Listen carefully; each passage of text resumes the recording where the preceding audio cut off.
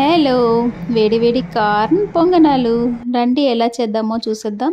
So దానికోసం నేనైతే ఒక కార్న్ అయితే తీసుకున్నా. దాన్ని మొత్తం ఇలా వలిచేసి ఒక మిక్సీ జార్లోకి అయితే తీసుకున్నా. మరి మెత్తగా కాకుండా ఇలా మీడియంలో అయితే మిక్సీ చేసుకోవాలి. సో ఆ మిశ్రమాన్ని ఒక గిన్నెలో తీసుకున్నా.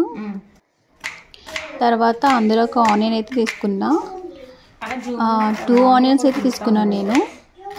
ఇలా చిన్న చిన్నగా పీసెస్ లాగా ఆనియన్స్ని కట్ చేసుకోవాలి.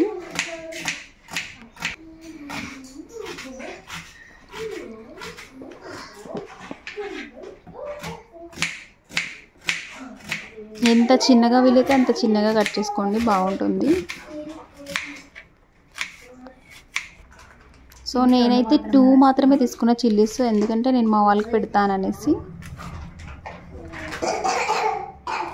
అది కూడా పెద్దగానే కట్ చేస్తున్నాను, ఎందుకంటే కనిపిస్తే తీసి పడేయచ్చు అనేసి. సో ఆనియన్స్ని అందులో యాడ్ చేస్తున్నాను.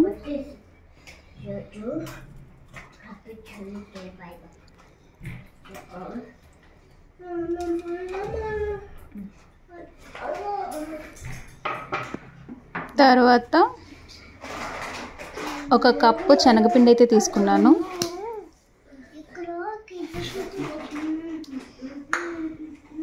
కొంచెం రైస్ ఫ్లోర్,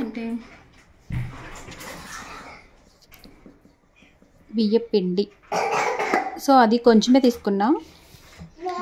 దీన్ని అసలు వాటర్ లేకుండా ఇలాగా కలుపుకోవాలి, ఎక్కడ ఉండలు లేకుండా. అది సాఫ్ట్గానే అవుతుంది. సో తర్వాత సాల్ట్, కారం కూడా నేను కొంచెమే తీసుకున్నా.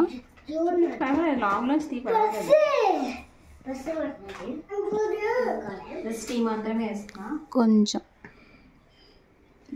స్పైసీ కావాలంటే కొంచెం ఇంకొంచెం ఎక్కువ తీసుకోవచ్చు. తర్వాత కరివేపాకు.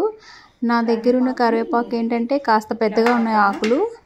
సో నేను వాటిని ఇంకాస్త చిన్న చిన్నగా ఇలా కట్ చేసి వేసాను.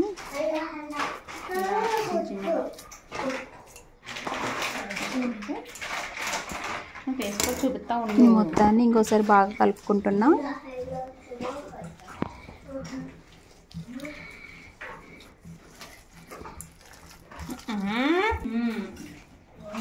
ఇలా యాక్చువల్లీ వాటర్ లేకపోయినా చాలా అంటే చాలా బాగా వస్తుంది. సో తర్వాత నేను స్టవ్ ఆన్ చేసుకుంటున్నా. ప్రతి దాంట్లో ఒక్కొక్క స్పూన్ ఆయిల్ అయితే వేస్తున్నా. ఆయిల్ కాస్త వేడెక్కిన తర్వాత ఈ కార్న్ అయితే వేస్తున్నా అందులో. అది కూడా కొంచెం కొంచెం వేస్తున్నా, ఎందుకంటే నా దగ్గర ఉన్నది చాలా చిన్నది. సో నేను కూడా ఇది ఫస్ట్ టైం చేయడమే. తర్వాత ఇంకాస్త ఆయిల్ వేసి మూత అయితే పెట్టేస్తున్నా. ఒక 10 మినిట్స్ అయితే సరిపోతుంది. తర్వాత దాన్ని తిరిగేస్తున్నా.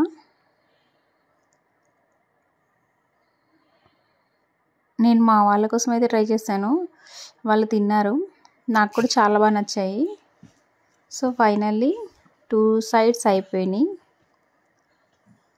సో నేనైతే ఆల్రెడీ సాస్ వేసుకున్నా అక్కడ టేస్ట్ చేయడానికి. టేస్ట్ అయితే సూపర్ ఉంది, అసలు ట్రై చేయండి.